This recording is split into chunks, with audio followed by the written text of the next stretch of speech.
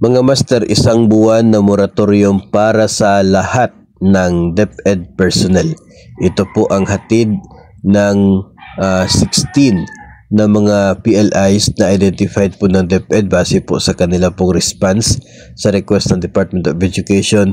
Ito po ay mangyayari sa January 2025. Nakikita po ninyo yung listahan sa 16 na PLIs na yan. Nandiyan po yung Cagsawa Rural Bank, Camarines Sur na Teachers and Employees Multipurpose Co-op, Division Teachers and Non-Teaching Multipurpose Co-op, Inreli Teachers Multipurpose Co-op, First Imperial Business Bank, Iloilo National High School, Innovative Bank, Libacao Development Co-op, Moncayo Public School Teachers, Negros Teachers Multipurpose, Novo Ecijano Teachers, Pampanga High School, Quezon Public School Teachers, Rangay Bank, Romblon National High School Teachers and Employees Co-op, at ang Rural Bank of Bambang sa Nueva Vizcaya.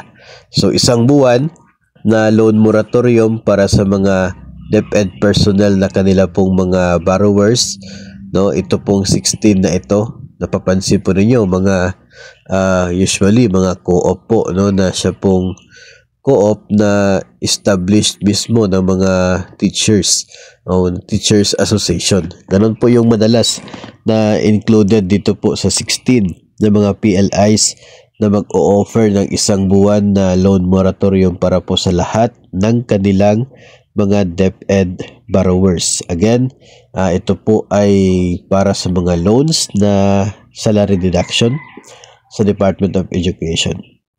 Yung mga utang na hindi po salary deduction, pwede pong hindi kasali dito. Depende na po yun sa diskresyon ng mga PLIs kasi hindi naman po included sa Department of Education doon po sa inyo pong utang na hindi po salary deduction. So, congrats para sa mga borrowers na mga nabanggit po natin ng mga PLIs. January po yan. Wala pong dagdag na conditions na kalagay. So, ibig sabihin pumayag po sila sa request na DepEd. Walang deduction at wala pong interest sa isang buwan na yan. Magdadagdag lamang ng 1 month sa loan term.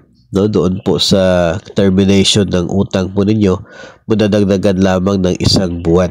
So, yun po ang mangyayari dito sa mga borrowers po na mga nabanggit natin na mga PLIs.